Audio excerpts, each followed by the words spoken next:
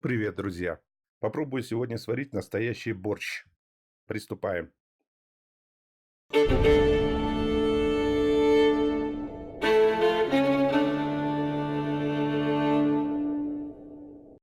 Я уже показывал на своем канале, как сварить говяжий бульон для борща. Ссылка будет здесь наверху, подсказка. А теперь буду варить на основе этого бульона. Взял я его 3 литра борщ. Взял капусту, картофель, морковь, сладкий перец, домашний томат, растительное масло для жарки, сливочное масло тоже для жарки, соль, перец по вкусу, лук репчатый и зелень. Итак, приступаем. В бульон кладу всю картошку, очищенную, не резанную, целиком. И пока она варится, а варится она где-то минут 25 или чуть меньше, я готовлю зажарку. В большую сковороду кладу лук в разогретое растительное и сливочное масло и пассерую его почти до готовности, до золотистого цвета.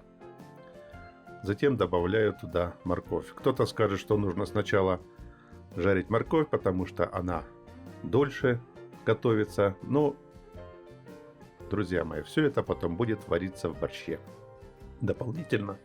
Поэтому я положил в такой последовательности для того, чтобы получить золотистый цвет лука. Сюда же я добавляю семена укропа, свежемолотый. И пока у меня пассируется лук с морковью, подписывайтесь на мой канал, жмите на колокольчик и ставьте лайки, если не жалко. И затем, после того, как картофель у меня сварился, я достаю одну картофелину для того, чтобы проверить, насколько хорошо картошка сварилась. Потому что сорта бывают разные. Возможно, нужно будет дополнительно сварить. У меня картошка сварилась хорошо, и она разминается. Именно разминать я буду ее в подготовленной зажарке. Кто-то опять же мне скажет, что нужно сначала положить томатную пасту, либо томат домашний, как в моем случае, выпарить его и затем только разминать картошку. Можно и так сделать. Ну, смысл выпаривания или полного почти выпаривания томатной пасты, я не знаю, для чего это придумано. Борщ — это жидкий продукт.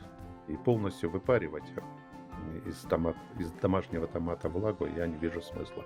Затем я кладу кроме капусты, все остальные ингредиенты, включая зажарку, в борщ и даю ему прокипеть несколько минут, 5-6 минут. И только затем я практически в самом конце выкладываю капусту. Для чего? Потому что она должна быть немного хрустящая, она не должна быть переваренной в борще. После того, как 5 минут капуста прокипела, я пробую на соль. Бульон был соленый, но все-таки после добавления стольких ингредиентов понадобилась чайная ложечка соли для того, чтобы скорректировать соленость борща, в данном случае по моему вкусу. Ну и в самом конце я добавляю зелень. Зелень тоже должна прокипеть несколько минут, не более 4-5 минут.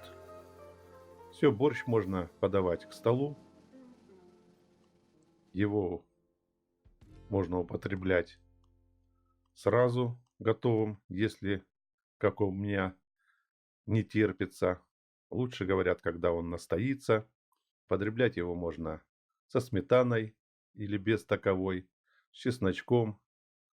Ну и обязательно с той самой говядиной, которую я приготовил, когда делал бульон.